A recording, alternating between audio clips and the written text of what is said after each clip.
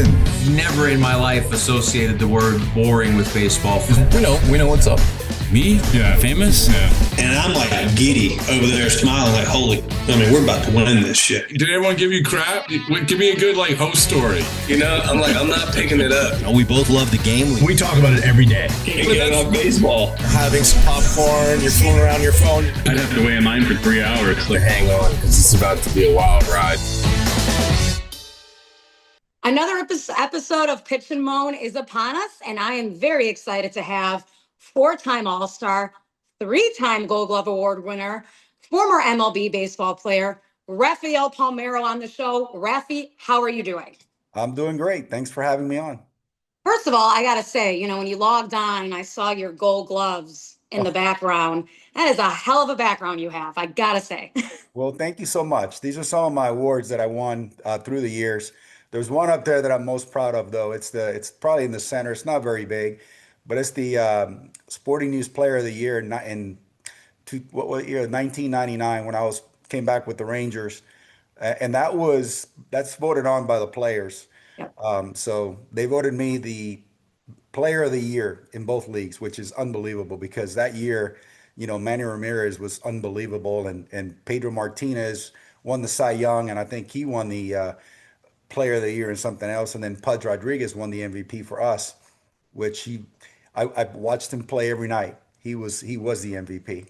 So the fact that you're starting off with this is very near and dear to me. I don't know if I've ever told you this, but Pudge Rodriguez is my all-time favorite baseball player. Yes, he is. Well, kicking off the podcast, mentioning Pudge Rodriguez is music to my ears, Rafi. It really, really is, because you just said it all. I mean, that year specifically, he was the MVP, but man, he played at a high level his entire career, right? I mean, he really did. He did, and he came up as a young kid. I remember he was like 19 years old, and he had to catch Nolan Ryan.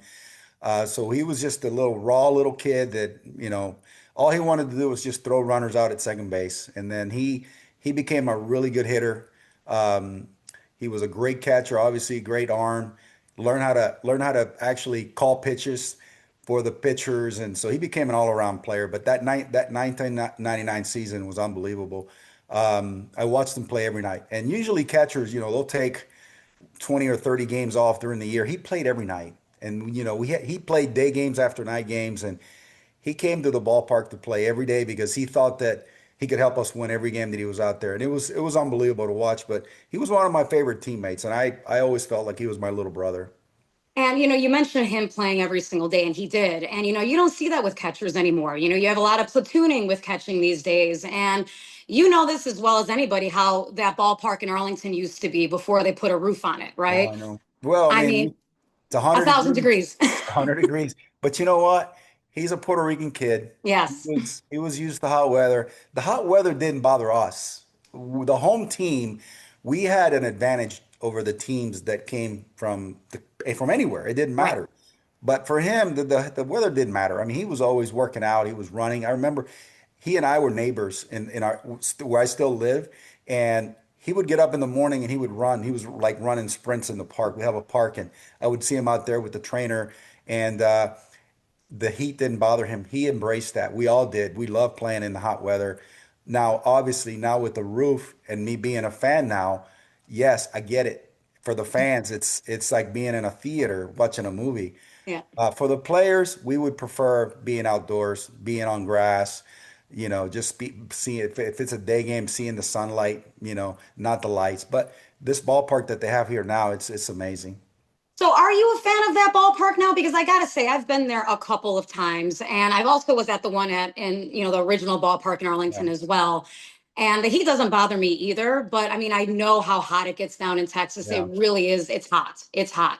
But now that you've seen how that new stadium looks, I mean, it really kind of has that mall feel sometimes, right? You mentioned the lights and the sunlight, the difference. There is a little bit of a difference there, right? I mean, it kind of is. It is. I mean, I love the one across the street because it's still there. They're still using that ballpark for football games and some other events. That's a cathedral. I mean, this is when it was just sitting there by itself without the Cowboy Stadium and without the hotels and everything else that's come there. It was an unbelievable place, and it still is. It's to me, it was more between that one and and Camden Yards where I played Yes, obviously and for so many years. Those two ballparks were amazing. Uh, so for me, I would rather play at the old one, but I get it. Our fans had to endure that heat for 3 or 4 months. And as a fan now, when I go there, yeah, I understand it's for the fans, it's better. You sit indoors, it's 70 degrees. You got nice little cushion seats. I get it. But for players, that one across the street is so much nicer. It looks better too. I mean, the one I agree. I don't mind the look of the new one. It kind of looks like an airplane hangar. It's a little bit nicer than that. On the inside is beautiful. It's nice as can be. But like I said, for me, the one across the street is the one. And this is the newest craze in all sports, football too, right? Making these monstrosity stadiums, the all-purpose stadiums, Yeah. building around it, building an entertainment district, and certainly the Rangers did that with their new ballpark too, obviously. So, Well, they need to. Like the one yeah, in Atlanta, the Atlanta Braves did it right. It's a mixed use development, so they're making a whole bunch of money besides the baseball game. So I get it. I'm not sure how much money the Rangers are making from the other things that are around it, but it seems like there's a lot there going on now, and it's pretty good. They've done a pretty good job. And then we've got the Cowboys a block away with their big monstrosity. And when the Cowboys play, they got 90,000 people in that stadium, so it's a big event. there is something to be said for these stadiums being used all year round now. Obviously, I'm a Chicagoan, and they're talking about Soldier Field moving it to the suburbs, getting a roof on it. They want that. They want to embrace that. So I get it too. But to your point, there is something to be said for any kind of game being played out in the elements. That's how it should be, in my opinion. I would agree. Yeah, and for I get it for the teams up north because I remember playing in the Metrodome in Minneapolis. Oh, yes. What a horrible place for a baseball game, you Yeah. know. And I didn't mind playing in there, especially in April, because we went there sometimes in April, and we would land and we'd see 10 feet of snow, and we're thankful that we're playing indoors. But then you go inside, and they had that roof, and it had these white sheets up Yes. there, and you couldn't see the ball. So Right. that was the trade-off. You get to play inside in nice warm weather, but you couldn't see the ball when the ball was hit up in the air. So to me, I would rather be outside. Even in Chicago, when I came out with the Cubs, it was cold in April. Oh, yes. But I love Wrigley Field. That was an awesome place to play. And I didn't really get a true feel for it because I got traded in '88. But that was awesome. Well, we're going to get into that. That's a perfect segue, actually, Rafi. So thank you for that. I love a good segue. But so as you know, I'm a Chicagoan. I'm not a Cubs fan. I'm not a Cubs hater either, though. I can appreciate the history behind the team. I live very close to Wrigley Field now. That's a little secret that I don't tell a lot of people, but you're a former Cub, so you can get into that. And you were a first round draft pick for the Cubs. And that's a big deal. That is a very big deal being a first round draft pick, as we know now. What was that experience like for you getting drafted by the Cubs number one overall? Well, let me go back a little bit because I want to tell you about the Cubs and how all this stuff works out because I didn't know this, but when I got drafted by the Cubs, the guy that drafted me said that they had been following me since I was 13 years old. Wow. Okay. I had no idea there were scouts in the stands when I was 13 years old. I was in Miami just playing baseball all over the place, summer ball, my little league stuff. And they said, "Yeah, we've been following you for a lot of years." And even when I played summer ball in college, because I went to Hutchinson, Kansas, I actually met a scout for the Cubs, not the guy that drafted me, but another scout that said, "Hey, would you be willing to transfer to a junior college so that we can draft you?" And obviously, I said no. But it is a big deal. Obviously, in '85, I was drafted by the Cubs, and I thought that I was going to go a little bit earlier than that because going into that season, Will Clark and myself were projected as number one and number two. Well, Will ended up being the number two pick. Yep. He actually was the Golden Spikes Award winner that year, which was amazing. He had an incredible year. But I fell down to pick number 22 with the Cubs. That's right. And I was kind of upset because I thought that I would be a little bit higher. At the time, the money was not a big deal because most of the first rounders got about the same. It wasn't like, you get 9 million if you're the first pick and then you get 3 million if you're the 22nd pick. Right. Back then, we were getting about 120,000, 150,000 or whatever. So the difference between being the number one overall and being the 22nd pick was $20,000. Right. So it's certainly not what it is now, right? I No, mean, it's crazy. it's But crazy.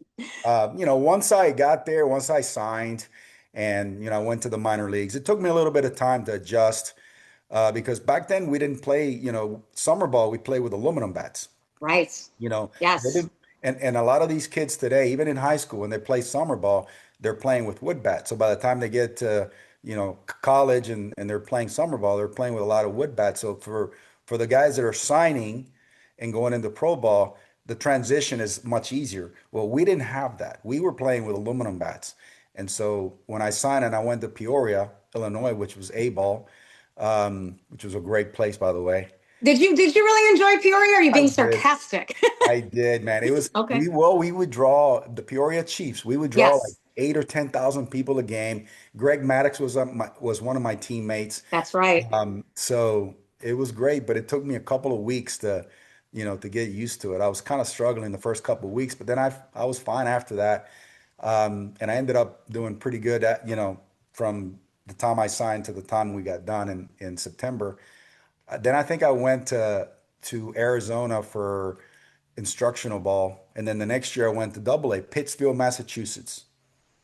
That is a place you don't hear about too often, I gotta Right. say. I know that. So Yeah. Pittsfield, Massachusetts, cold as hell. Yep. We had snow on opening day, which was crazy because I'm a kid from Miami and I Yeah. don't like cold weather.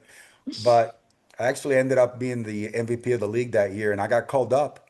I got called up in '86 in That's September. right. Yep. So I had about 60 or 70 at bats. Remember the night that the New York Mets clinched the division? We were at Shea Stadium and we were facing Dwight Gooden. I remember hitting a home run off of him, which I'll never forget because I thought he was the best pitcher in baseball Yes. for a long time. But the crowd came in onto the field. They tore up the infield. I mean, it was Yep. a mess. They took everything up, and we had a day game the next day. We played on this field. It was like a football game had been played on the night before, but it was good. I enjoyed it. That is actually a tremendous memory. And I got to say, as a young rookie watching the Mets clinch literally right in front of you, even still having the memory of hitting a home run off of someone like Doc Gooden, which is an incredible, incredible story. What did you see there as a rookie that you were like, you know what? I want to instill this winning mentality into my career as well. I mean, seeing that in your rookie year, seeing a team clinch right in front of you, that had to be a little bit of an interesting experience, I would Well, imagine. I already had that art coming in anyway because I played for a state championship in high school in Florida, and I had faced Dwight Gooden, by the way, in high school in '82. He was one of the top picks in our '82 class. And by the way, he was, I don't know, like number two or number three pick by the Mets. I was drafted in the seventh round by the Mets. Wow. We could have ended up being teammates, but That you could have been a part of that 86 Mets team well, potentially. maybe. I don't know, maybe. Who Yeah. knows? But so I had faced him in high school when he was a senior. Unbelievable. He was like the best pitcher I ever faced. And then I ended up facing him again. But in high school, I played for the state championship in 81. We got beat before we got to the state in '82, and then in college, I ended up going to the World Series in '85. So I had already been part of teams that had won, and was that's kind of how what everybody plays for. In '86, our team wasn't very good. They were not. They That were is not. true. And Yep. so in Chicago, I really didn't play. I played with some great teammates, though. I mean, we had You Ryan did. Sandberg, we had Andre Right. Dawson, Jody Davis, Leon Durham, Rob Dernier, Keith Moreland. These guys were all big time major league players. Guys that a lot of them came from the Phillies when the Phillies had gone to the World Series or the playoffs a few years before. Yep. Sutcliffe had won a Cy Young. So I'm looking at all these guys, and as a kid coming up, I remember watching them, 2, 3, 4 years before, when I was in college and when I was in high school, and now I'm teammates with these guys. And so, yes, all these guys had come from winning teams. Andre Dawson, same thing. So we were all battling to try to get back to the winning ways, but I didn't get a chance really in Chicago because I was traded in 1988, which was kind of surprising to me. So I do want to talk about that a little bit if you don't mind. You again drafted number one with the Cubs, right? Number 22 overall, but number one with the Cubs. Yes. And then you were traded a couple seasons after, and it said it took you by surprise. Did the Cubs give you any feedback on that? Did they give you, I mean, how does that work? How did that work back in the 80s when they traded what was considered a top player for them and the top in their Well, in their potential future? I think that, obviously they drafted me because I could hit. I mean, I Right. hit a lot of home runs in college. Between my college career and my summer career, I mean, I hit a lot of home runs, like 120 home runs through my 3 years of college ball and summer ball. So obviously they were expecting me to hit a lot of home runs, and I did hit some home runs in the minor leagues as well. Yes. And so that year, 1988, I hit some home runs in 87 because I came up in 86, but I was there for most of it in 87. And 87 combined with like the combination of my minor league time, which was about 5 weeks, and the big league time was I hit 20, I hit about 25 home runs, and I had a combination of about 400 at bats. So I had already shown some signs of being able to hit home runs, but in 88, I only had like 8 home runs. Now Right. I did battle for a batting title, and I think there were only three of us who hit 300 that year in the National League, which was me, Tony Gwynn, and Andres Galarraga. Well, Tony Gwynn beat me out by like 5 points. I think he hit like 311 and I hit 306. But there was only three guys that hit 300 that year in the National League. And Okay. that, I mean, that tells you something, right? I Yeah, mean, it was a tough league. It was a tough, yeah. pitching was tough.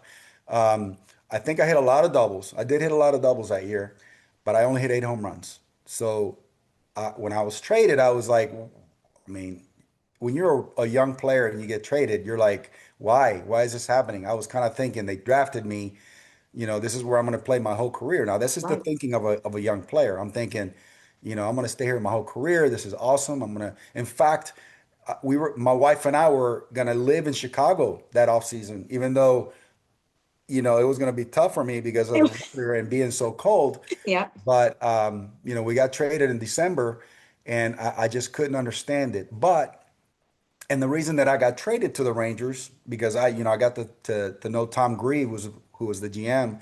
He said it's because they felt that I was going to hit, that I was going to end up hitting for a lot of power. Now, Don Zimmer, who was my manager at the time in Chicago, he ended up being the bench coach for the New York Yankees when the New York Yankees were the New York Yankees winning all Yes. the championships. And every time that I ran into Don Zimmer, either around the batting cages before a game or wherever, he would say, "Hey, Ralph, I can't believe we traded you." He goes, it was the biggest mistake of my career.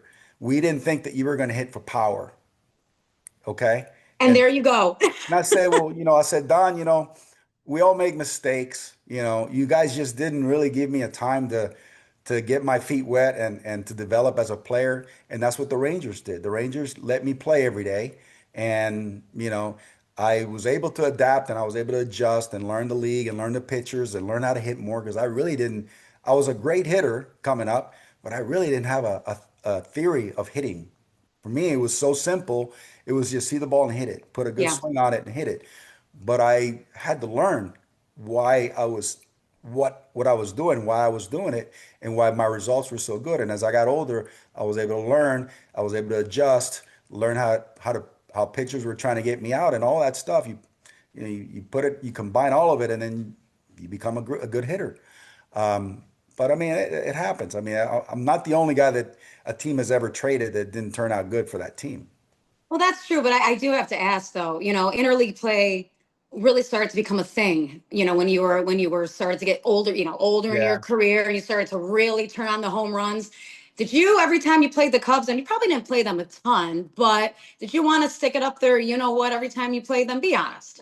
Well, not really. No, Okay. that didn't come into play at all with the Cubs because I didn't really have a lot of time with the Cubs, and I only played them. I only played a 3 game series there, and I think it was late in my career, and I think I went with it had to have been with either the Orioles or the Rangers. I can't remember when, but I did hit 3 home runs in a 3 game series, which Okay.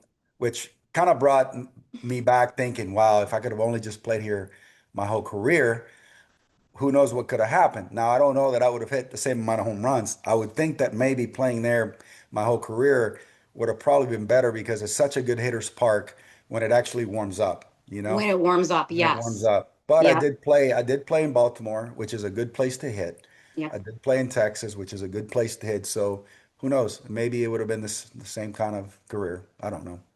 So when the Cubs traded you, you went to the Texas Rangers, of course, as we know.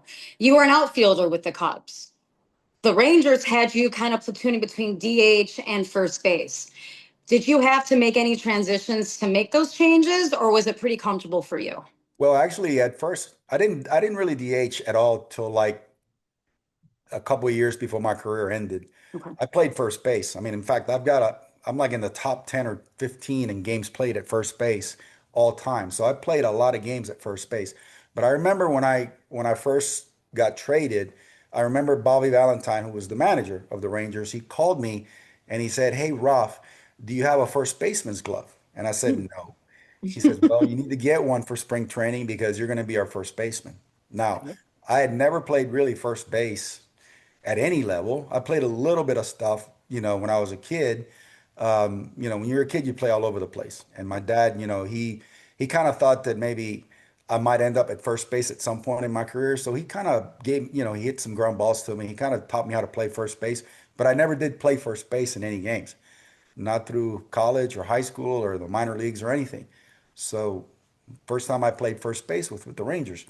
And, people think that you just kind of put your worst defensive player at first base. Well, you can't do that. Right. There's so much to do at first base. There's so much responsibility and so many things that you have to account for that if you make a mistake, it can cost you the game. I mean, I guess you can do that in any position, but there's so many things with the bunt place, with the cutoff relays.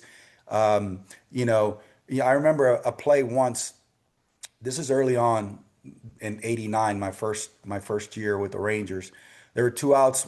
We had a runner on second base, and there was a ground ball hit up the middle. And Julio Franco was our second baseman, and he Nice. had a huge range. He had huge range. He can go left and right, 60 feet. And when the ball was hit up the middle, and this is two outs, my first thought was, well, I got to get in my, cutoff position at the pitcher's mound.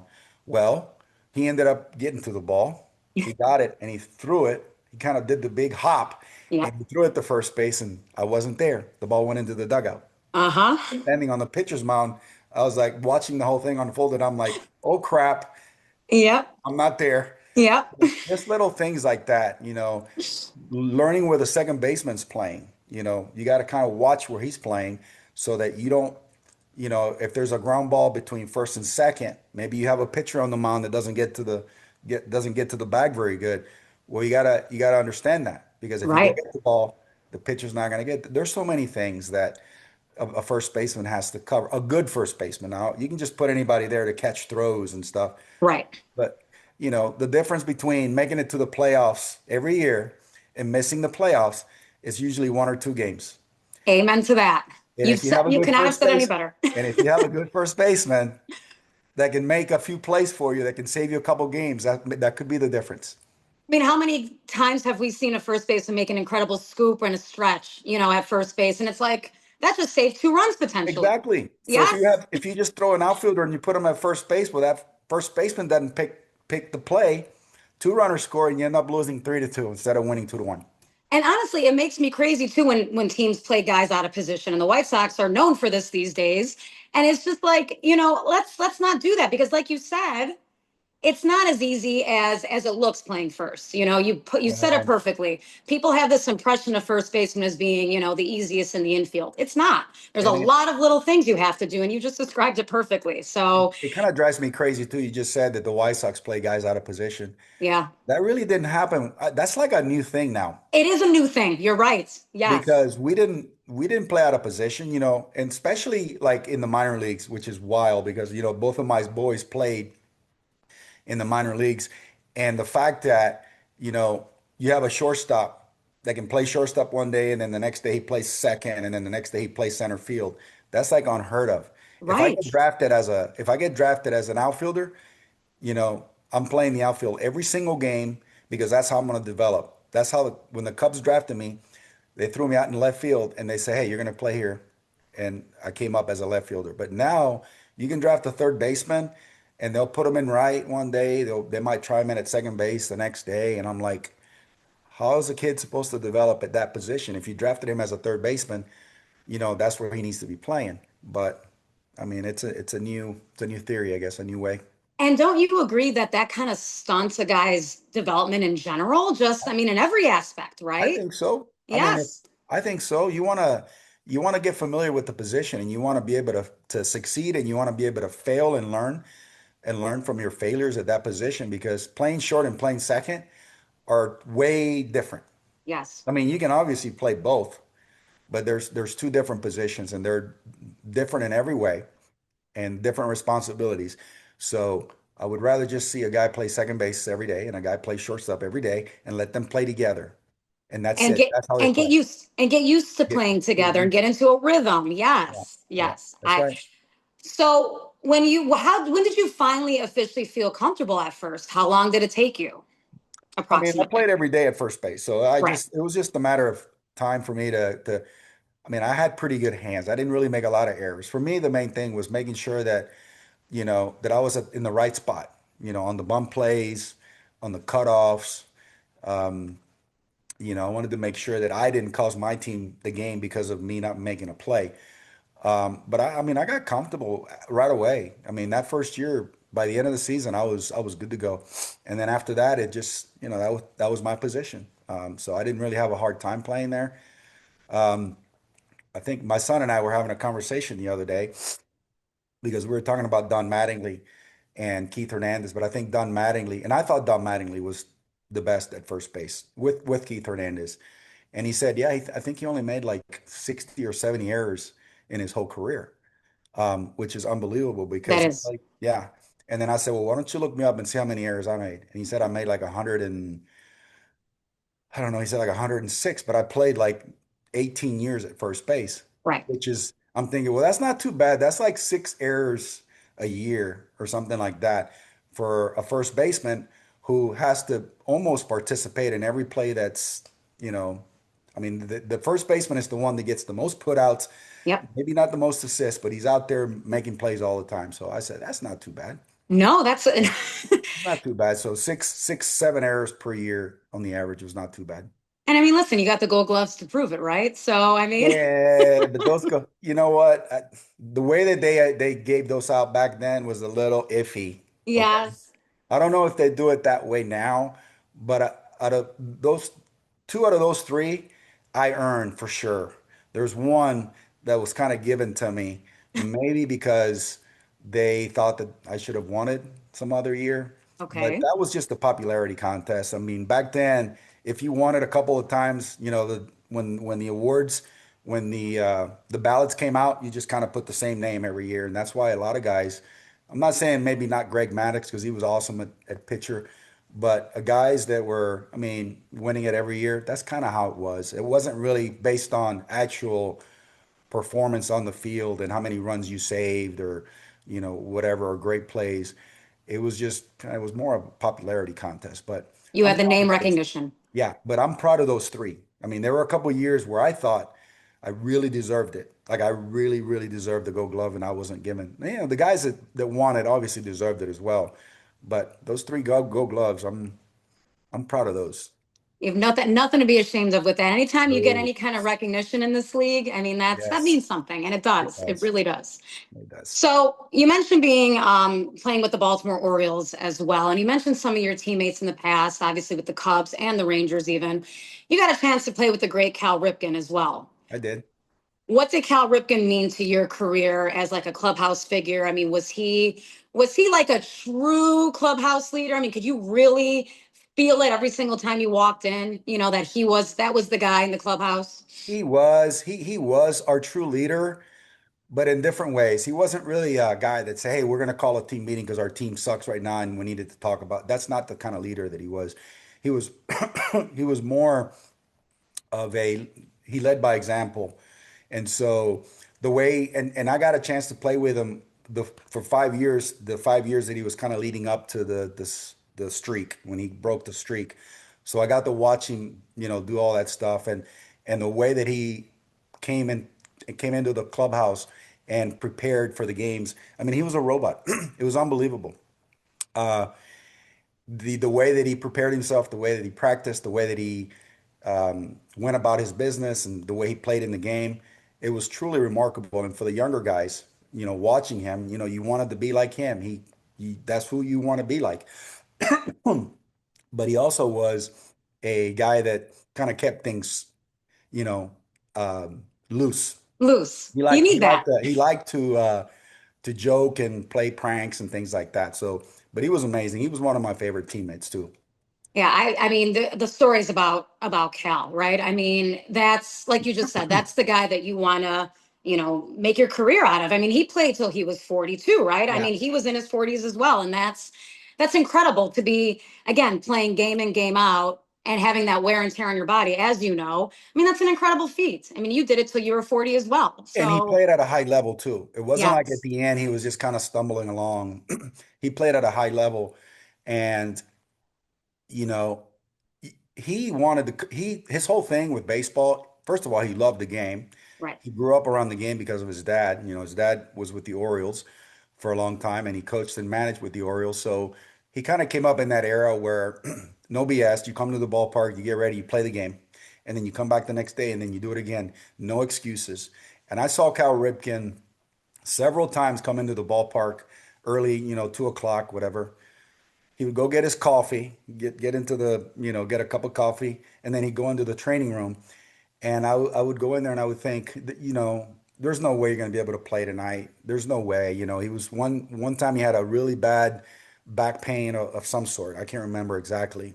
He came in and he was just barely walking, and I saw him, and I just followed him, and I said, Cal, you're not going to be able to do this tonight. And he said, Hey, listen, man, let me do my thing. Let me go into the training room. I'm gonna get my treatment, and 6:30, I'm gonna be ready. Okay. But his attitude was, it wasn't because he wanted to keep the streak going. It's because he felt that if he wasn't in the lineup, whoever was going to play in his spot was not going to perform Yep. up to his standards. So he's like, you know what? I got to find a way to get in the lineup because it gives us a better chance to win. That was his whole thing. And 6:30, he would be full uniform, going down to the batting cage. He would take some swings off the tee, and at 6:45, he would run out down the first baseline to the foul line, and you would have never thought, there's no way this dude is ready to go. And he did that. He did that more than a handful of times where people in the media didn't know what he had gone through to get ready for a game. And this was like late in his career. This is 30s, mid 30s later than that. And he did it at a high level. He loved baseball. He loved being at the ballpark. He loved the fans. That's the other thing, is that after the games, he would stand there down the first baseline, and he would sign until Yeah. everybody had an autograph. And then he would go out to the parking lot and he would sign for everybody around the parking lot until everybody was signed. It's amazing.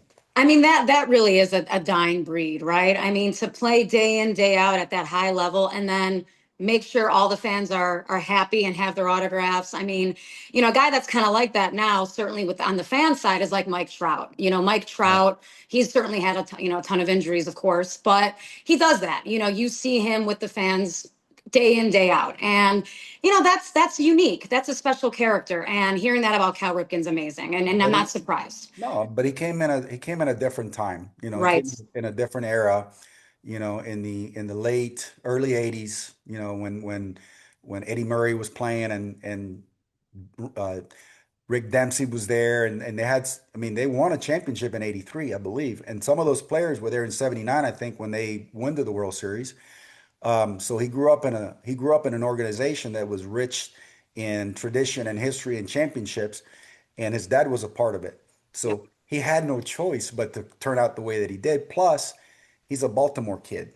Yes. He's their son, and Yep. so he wasn't gonna turn on his fans, and they love him there. I mean, we went back in August. I think it was August. I can't remember, or September maybe, for our 30th anniversary, for his That's 30th right. anniversary. Yes. And he had a bunch of us back, and he was out on the field. He spoke. He did a little speech to the fans, and he thanked everybody. Even Ken Griffey Jr. was there, who never played with us, but he was one of Baltimore's favorite too.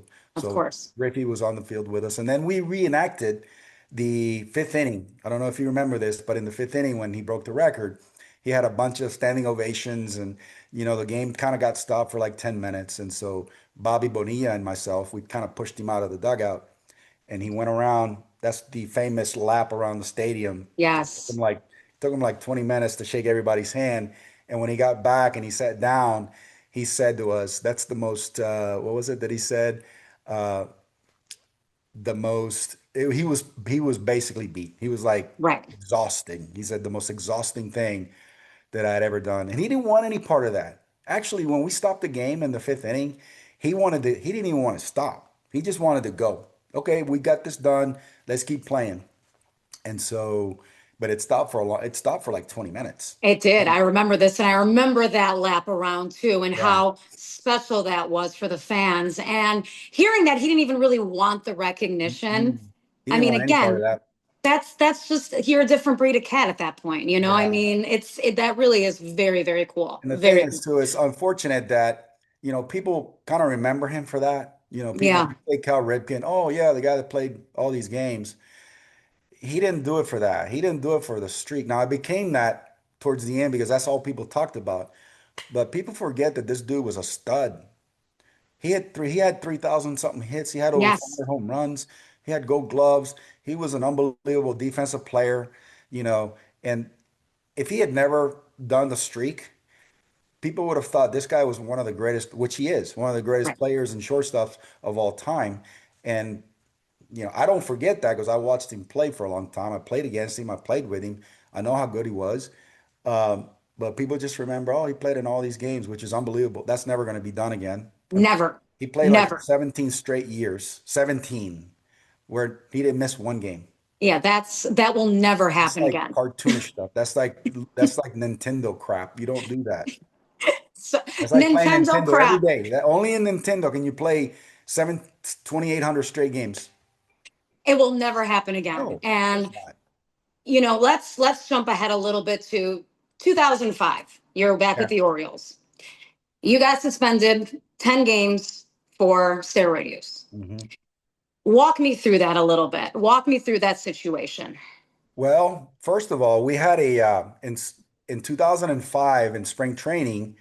Um, I was invited with Kurt Schilling and a few other guys. I can't remember the other people that were invited to Congress. So Yes, we had to give a testimony, or we had to go up there. I think everybody saw it because they kind of televised it nationally. It was like the biggest deal ever. huge. Anyway, we were up there and we testified and we answered questions, and so no big deal. I mean, it was kind of intimidating because hey, Congress invites you to do this, you do it. So I was anyway, going to ask you about that. I mean, it had to be pretty intimidating to get that notice to come in, come and do that, yeah. right? So they send you an invitation. It's not like they didn't send me a subpoena or anything. It was just, Right. hey, you want to go come testify? You want to talk about this stuff? There's a problem in the game or whatever. And I said, sure, no big deal. I didn't think anything of it other than, wow, it's Congress. It must be serious. Let's go. So I did that. No big deal. Went back and finished out spring training. The season starts sometime in April, I guess. They come around. They don't tell you when they're going to come and test you. They just come and whoever's there, he said, hey, you, and you, we got to go take the pee. You got to pee in a bottle, which I did. No big deal, nothing. Never thought about anything.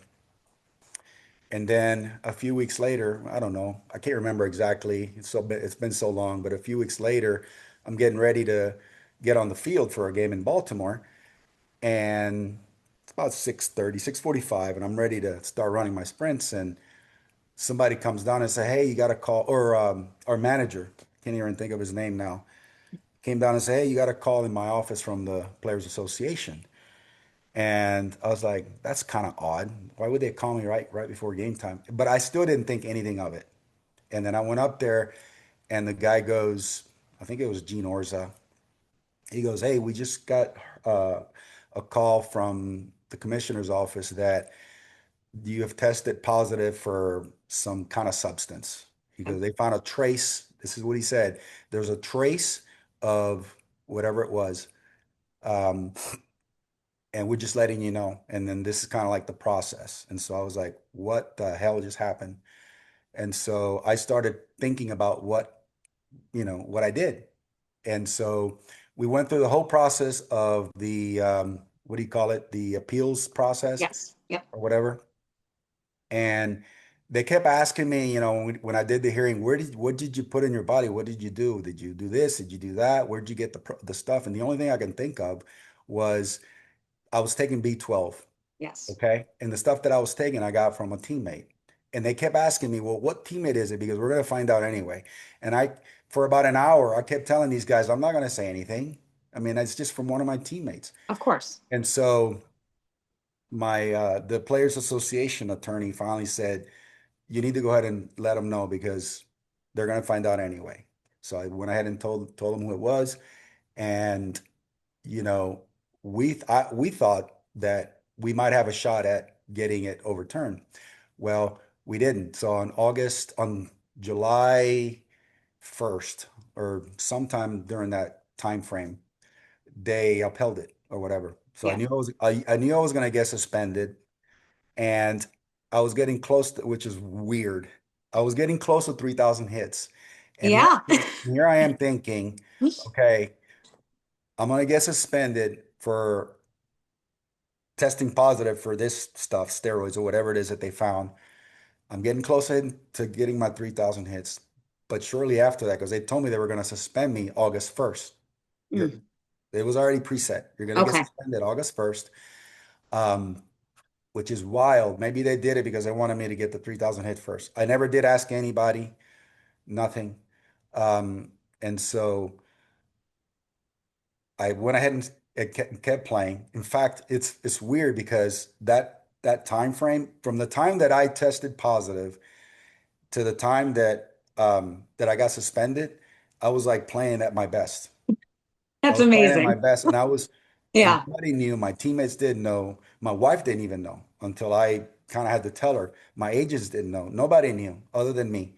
And so I was carrying all this weight on my shoulders, and I'm kind of, going towards 3,000 hits. But at the other side of 3,000 hits, I knew that my career was going to end. So I'm like, I have these emotional swings, and I didn't know what to do, and I just kept playing, and I finally get the 3,000 hits in Seattle, and we have this big, massive press conference. Everybody's there. You know what? When somebody gets to 3,000 hits, or they get to 500 home runs, or a big milestone of pitcher getting to 300 wins, the whole league celebrates it. Yes. ESPN breaks in, and they'll break in and see if you get the hit, and if you do, then it's a big deal. Everybody Yep. celebrates it. So I remember that night, I'm thinking, everybody's thinking that this is so great, and I felt like shit, actually. I'm sorry to cuss, but I felt like You're- Yeah. I didn't want to be there.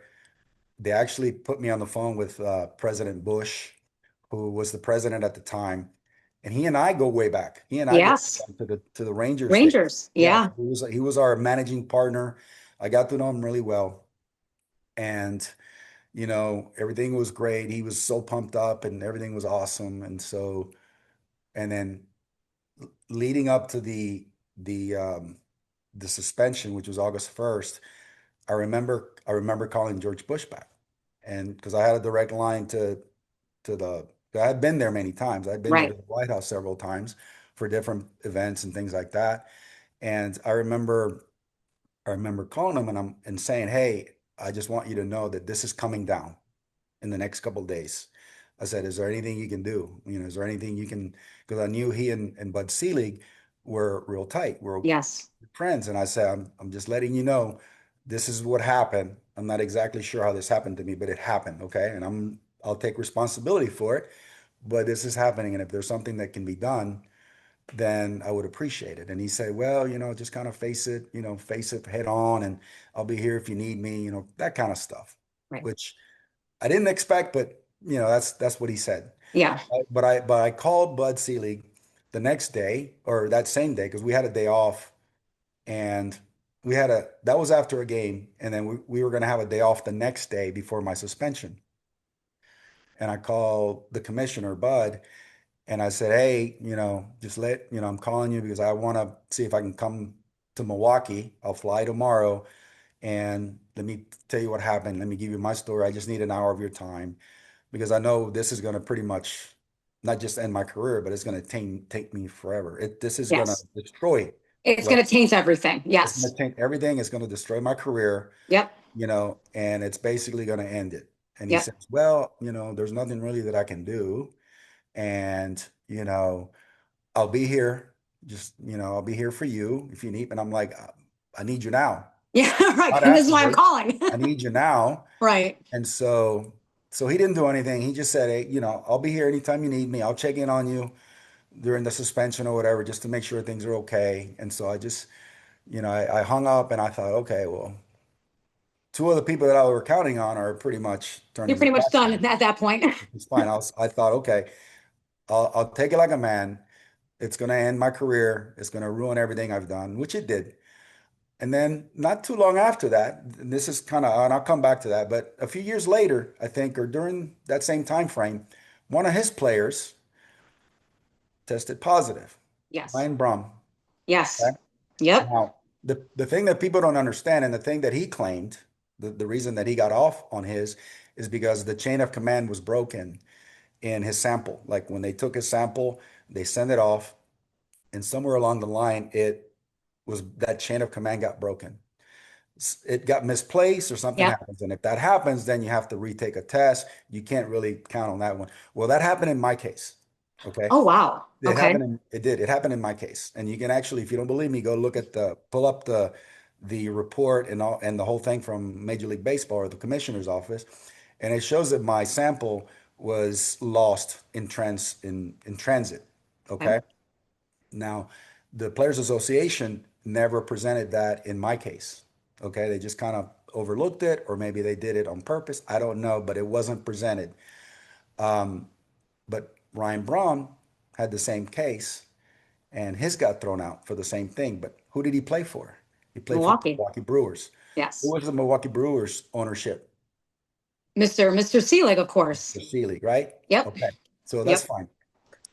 So anyway, I get suspended, and all hell breaks loose, and I get a call from my agent, and he goes, "Hey, just wanted to know that we got problems." I'm like, "What?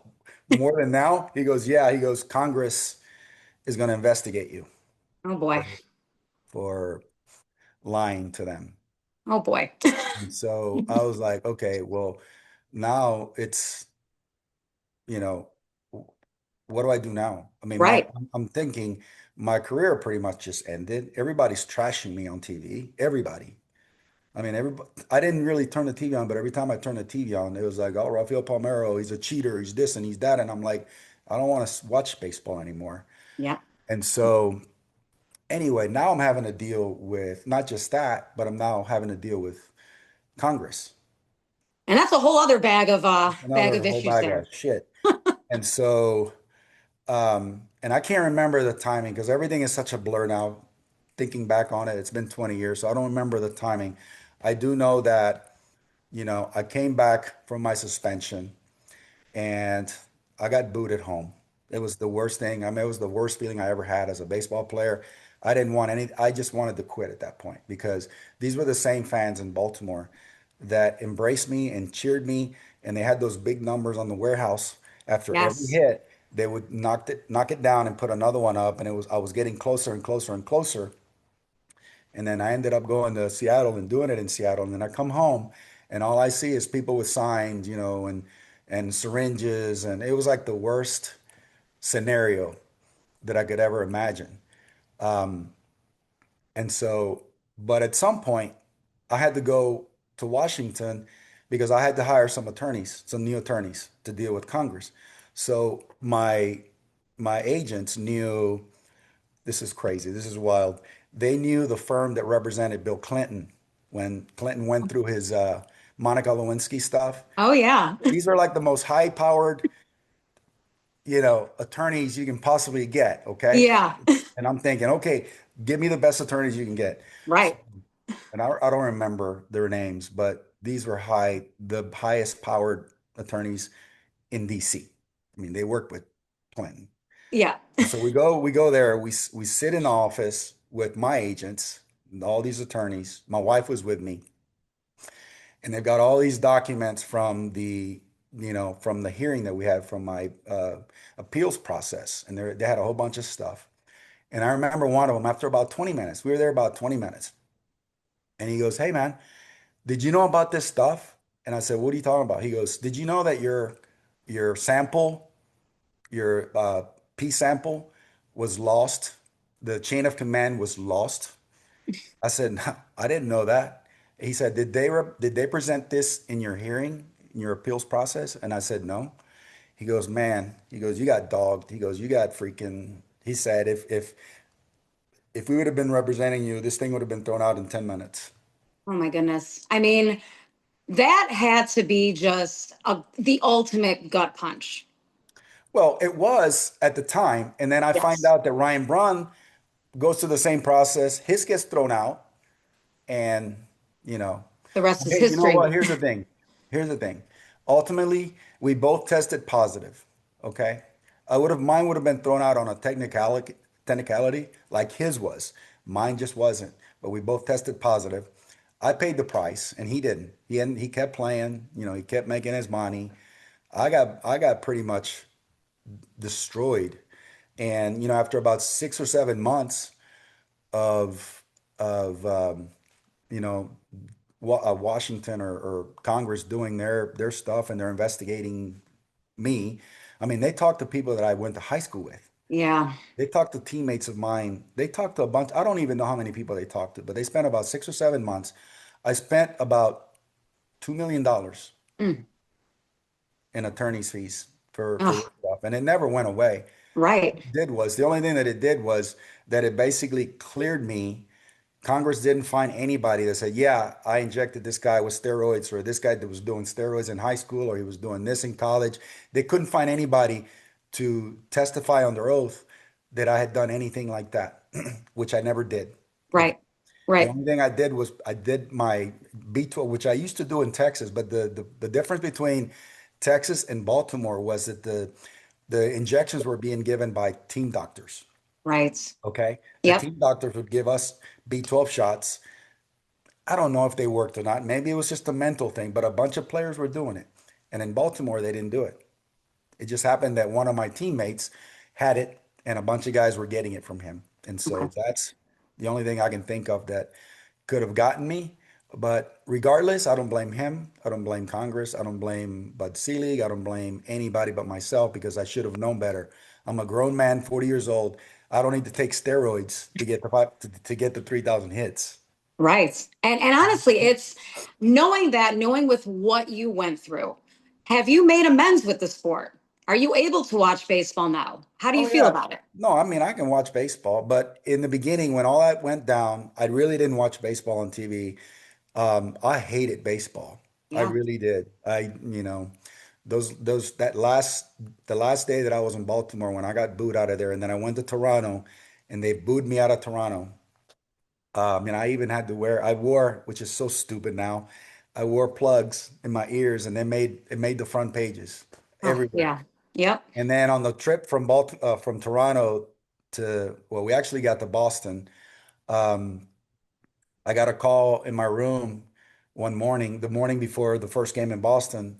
Um, they wanted to meet with me downstairs, and it was the manager and somebody that was from with the front office had traveled with us, and they said, "Hey, um, this has become a distraction, and we don't need you around anymore. We need you to go home."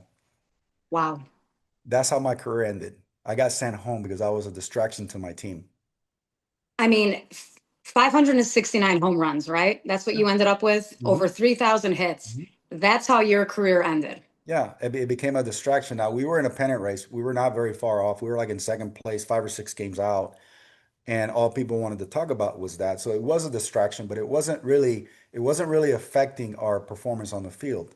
It affected me personally, but I Right. still felt like I had a job to do, even though, I was a villain now. I was the villain in baseball, and I went from being on the highest mountain personally with my personal achievements where the whole league celebrated it and the whole country watched it. I went from that to being a villain from one day to the next. And so now I'm getting kicked off the team and sent home. So that's kind of how it ended for me. But so I would say the first couple of years, I hated baseball so much that I didn't even go to my kids' games. Yeah. I didn't even go to my kids' games. I didn't want anything to do with baseball. I hated it. Now, it was all on me. The baseball didn't do anything to me. I Right. did it to myself. I just felt I was so bitter, and I just blamed everybody but me. But it became easier. I When I started going to my kids' game, I would wear a hoodie and I would sit by myself. I wore glasses, and I didn't want to I didn't want to talk Yeah. to anybody. I didn't want to deal with anybody. I just wanted to watch my kids' games and then go home. And then a friend of mine actually called me, because that's the other thing. I lost pretty much everybody I would imagine. a fan. Yep. So when you go through something like that, then you really find out who's with you and who's without you. And most of my teammates, most of my friends were not my friends. They didn't. There were a couple guys, Kevin Brown Okay. and his wife. They flew from Macon, Georgia, to be with me and my wife, which meant a lot to us, you know. Um, but I had a friend of mine who's still my friend. He's a good friend of mine. He would call me every now and then and say, "Hey man, let's go out and let's go play a round of golf." And I kept saying, "No, I don't want to go out. I don't want to do anything. I just want to be left alone." And he kept on and on and on and on. And then finally, I don't know, after about 5 years, I said, "Okay, let's go play golf." And so that's kind of how I started re-engaging in society, because I didn't want to go out. I didn't even go out to dinner. I just wanted no part of anything. Um, and then slowly I started coming back. I started watching some games, and it's easy. It becomes easier to deal with it after a while. It's like, you kind of get used to it and you start dealing with it better, and other things become more important, because the only thing I ever had really was my career. I didn't have anything else really to fall back on. And I always felt that maybe at the end of my career, I might could stay in the game in some form. But that didn't happen. I didn't turn into a business person or anything like that. And that's all I ever had, and that was kind of taken away from me. And but little by little, I started going to games, and high school games. And then I Right. went to in 2010. I went. We still had a suite. Somehow we we ended up with a suite at the Rangers, at the old Rangers ballpark. Okay. We had it, even though I wasn't here. I finished my career in Baltimore. I had a suite for through like 2014 or something like that. So we were able to go back to some of the World Series games with the Rangers. They played back to back, I think 2010, 2011. I was able Yep. to go back and watch some of that. So it became easier for me to start feeling good about, being around baseball again. And so now, I mean, I watch it all the time. I just don't care much for it. I mean, it's so many crazy things going on that I don't, Well, there are a lot of crazy things going on, but I gotta say, looking at you and hearing your story, just obviously I see you're on this podcast together. You look like you could still play. So now that you're sort of dipping your toe back in, would you ever want to get back in the game? Do you have any interest whatsoever? Well, I actually did. I actually played in a independent team on an independent team in Cleburne, which is Sure. Cleburne is a small little town about an hour south, well, about 30 minutes south of Fort Worth. And they're in the American Association. It's pretty legit stuff because, there's a team there in Chicago, the Chicago Dogs. Yes, I know them very well, of course. Yeah. I actually hit 2 home runs there in one game. Of course you did. Of course you did. So anyway, in about 6 or 7 years ago, I was kind of messing around with my kids because I have 2 boys, and Yes. they're always egging me on. They're always like, "Oh, you're too old for this." Because I always, when they were playing, I kind of stayed, uh, you know, involved. I'm in their practices and stuff. So I would pitch batting practice to them, or maybe I was feeding the batting machine, and at the same time that they were taking batting practice, I was taking swings too. And Very so cool. I never really quit completely, even though I hated playing baseball. My kids, when they were playing, I was active in their baseball careers. I was the one that kind of hit them their ground balls and their fly balls, and I pitched to them, and I taught them how to play the game. So anyway, a few years ago, we were kind of messing around, and I don't know. I was thinking, I can probably do this because I know that I can do it. And the thing that kind of got me going was I called the Rangers. Um, John Daniels was their GM or president, and I wanted to get back in the game. You asked me about this, if I wanted to get back in the game. I called him and I said, "Hey, I wanted to see if I can, if I can get back in the game with you guys. I mean, I live here." And he knew because he lives in South Lake. I live in Colleyville. He lives in South Lake, which is 10 minutes away. We're Okay. 20 minutes from the ballpark. And I said, I live here and I want to see if I can get involved, in some capacity with the organization.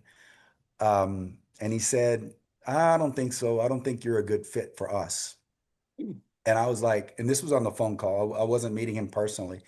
I kind of thought to myself, you know, here's a guy that never put on a uniform. He probably doesn't even know how to start to put on a uniform, a baseball uniform. And I played for 20 years in the big leagues, and I think I had a pretty good career. Yeah. I think that I can probably offer something good to this organization. And he's telling me that I'm not a good fit for this organization. And so that was kind of like a big slap in the face. I thought, screw that. I'm not ever doing that. Because my kids and my wife kept saying, why don't you get on the phone and, if you want to get back in the game, maybe call some people and do this and do that. And my biggest fear was I was going to get turned away. And that's Yes. exactly what happened. But anyway, that kind of got me thinking, I'm going to go back and, prove everybody that I can still do it. And I was like 53 years old or whatever it was, 6 years ago. And my kids kept saying, "You can't do it. You're too old. You don't have bat speed anymore. Your knees are bad," and blah blah blah blah blah blah blah. And so I started, um, and they were both playing. They were both still. One was in college, and the other one, my oldest, was in the minor league, so he was still playing ball.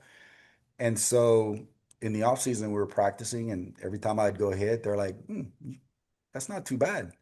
And we kept going. And, I even posted some videos on Instagram about me swinging, and people are commenting on it and they're like, wow, he can still hit. And so I was like, I didn't know for sure, but I felt that maybe. And as I got more and more into it, I was like, there's no doubt in my mind that I can do it. Even in the big leagues, if I had a shot. Well, anyway, my oldest and I ended up playing for Cleburne. And I didn't play a lot because I hurt my knee. I hurt my right knee and I tore my meniscus, Oof. but I was killing it. You sure? I would have been the MVP of the league. And we play 100 games. It's not like a full 140 game season. That Sure. independent league plays about 100 games. And I think I only played like 30. And I think out of those 30, I played about 10 of them, 10 or 15 of them. I was playing with a torn meniscus in my right leg. So I was on one leg anyway. So I was killing it. I ended up hitting 300. I hit like six homers and like 100 at bats. But the story about this whole thing is that when I decided that I had to shut it down with my knee, I still traveled with the team, but I didn't pick up a bat for about 2 weeks. I never took batting practice. All I did was just basically coach first base and just kind of mess around and watch batting practice and just be around the guys. And we ended up going to Chicago on that Chicago trip. And we stayed right there there's a hotel next to the hotel or next to the ballpark. And my son and I were walking to the ballpark before the first game. And I'm looking at the flags, and the flags are blowing out to right field. I know where this is going. And I said to Patrick, I said, "Hey, I'm going to play tonight. I'm in the lineup." So I got to the ballpark and I went into the manager's office and I said, "Hey, I'm in tonight. I'm in the Yep. lineup tonight. So don't ask me anything. Just put me in the lineup." So he hits me fourth. I'm DHing. I come on and I went in and I took batting practice and I felt pretty good. First, first at bat, I come up, got runner on first base, 2 outs. I was hitting fourth. The guy gets me to an 0-2 count and he decides to throw me a hanging slider. And I freaking put it out in the street. I come around, I get to the dugout, and my teammates are like, "How in the hell did you do that? You Yep. haven't picked up a bat in 2 weeks and you freaking your first at bat. You hit home run." And I said, "Man, I just did it. I mean, I just saw a good pitch, and what am I supposed to do with a hanging slider? Come on. I'm supposed to hit it out in the street." Anyway, come up the next time up, same exact situation. Man on first base, 2 outs. And the guy throws me about a 92 mile an hour fastball right down the middle of the plate. Boom. another 2-run homer out into the street. These guys, I come in the dugout. These guys are like doing this, they're like bowing to me. Yep. And I'm like, dude, I've got 12,000 plate appearances in the big leagues. What am Right. I supposed to do with a double A guy that's throwing me a 92-mile-an-hour lollipop down the middle of the Right down the plate? gun. What am I supposed to do with that? I'm Come supposed to on. get out of the ballpark. But anyway, I ended up getting a double too. I was like 3 for 4 with like 5 RBIs, and so, but I didn't play much after that because actually had surgery on that knee shortly after that. But it was fun. There's nothing like playing with my son. I mean, my son was Yes. playing third base. I was playing first base some of the games, and it was the best thing ever. It was the most amazing experience for that short period of time because I was playing with my son. I was dad, coach, and teammate all at the same time.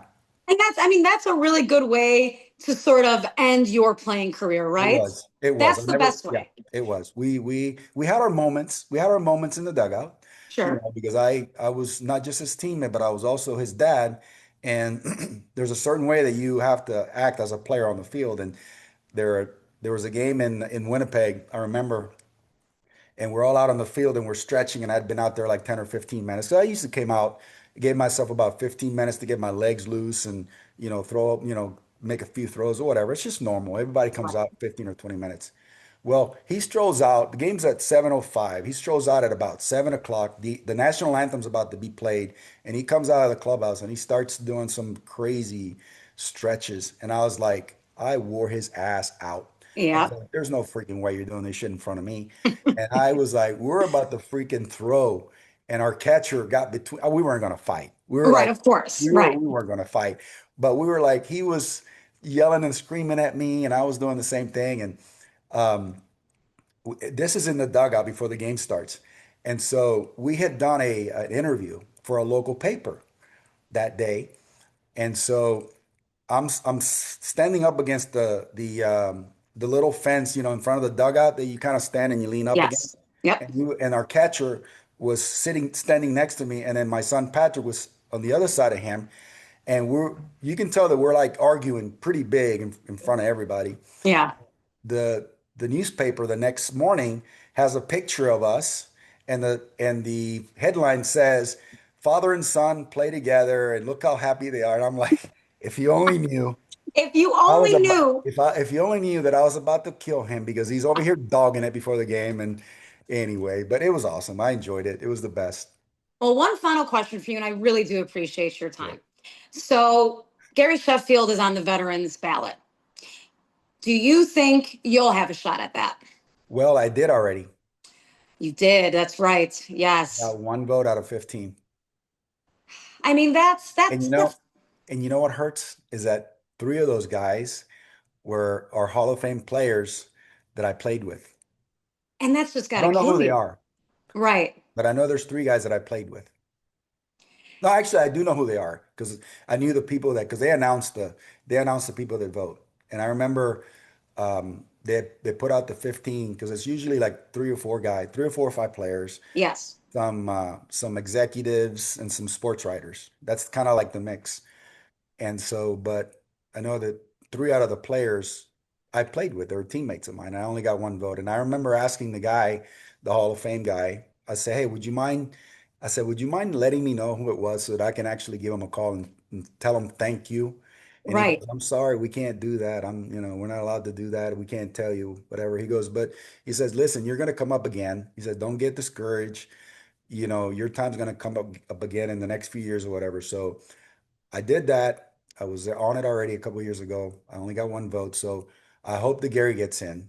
I hope he gets enough votes because this dude was a stud. He was. And there's no reason for him not to be in the Hall of Fame with 500 home runs. Well, I lied. I'm going to ask you one more question. Okay. Taking yourself out of this, Mhm. guys like A-Rod, guys like Barry Bonds, guys like Roger Clemens, they should all be in the Hall of Fame too, correct? Well, these guys are the best players of all time. Correct. Without these guys, the Hall of Fame means nothing. A-Rod, you just Correct. mentioned A-Rod. Barry Bonds is the greatest player in our era and maybe the Literally. greatest player of our time. Yep. Okay, he has like 7 MVPs. I don't even have to go through it. Everybody saw it with their own eyes. This guy was the best player, maybe of all time. A-Rod, not too far behind. I played with him. Correct. I played with him for 3 years. He was the best player in the game during those 3 years. He hit 13 Yes. homers, and he was playing with a bad team. I was actually watching his little HBO thing last night, which was pretty interesting. I'm excited to see it. I haven't seen it yet, so Well, no I only saw the spoilers. first part of it. I think there's like two or three different Yeah, whatever. Um, and then Roger Clemens. I mean, arguably the best pitcher of all time. This dude won 7 Cy Young. So in our era, you got probably the best three out of at least in the top 10 of all time. And they're not in the Hall of Fame. So take me out of it, take Pete Rose out of it, which is another guy that should be in the Hall of Fame. correct. If Roger and A-Rod and Barry are not in the Hall of Fame, nobody What's the should. point? I mean, I we can have another podcast on this, but I just don't get it. I mean, the Hall of Fame is, for what you did on the field, That's the right. performance that you had on the field. And I don't care what people say about, you know, performance enhancing or whatever. Barry Bonds was a superstar Correct. before he did anything. Okay. And I don't Correct. know if he did anything. Okay. He didn't test positive like I did. Roger Clemens never tested positive. A-Rod, I guess, admitted to it, but A-Rod he would have freaking hit 700 home runs anyway. And he was 19 years old when he came into the Yeah. league. So these guys were superstars. Correct. They would have been superstars anyway. These are the best players in the game. And I hope that at some point, even if I don't get in, I like to see those guys get in because, Yes. it's just people don't realize how hard it is to play at this level in the big leagues and then perform at that high level. And you and I could have a separate podcast on this just in Yeah. general, because I feel very strongly about this. I really do. You should be in it. Sammy Sosa should be in it. All those guys should be in it. A-Rod, every single one of them. You just said it all. For performance enhancing, these guys were going to be stars no matter what. Well, So, and what sucks is that, Sammy and McGuire, I remember because I was there, what they did for baseball oh, that year. right. This was like a traveling circus. I mean, these guys, people came out to see them. It's kind of like the Bananas right now, like Savannah Yes. Bananas.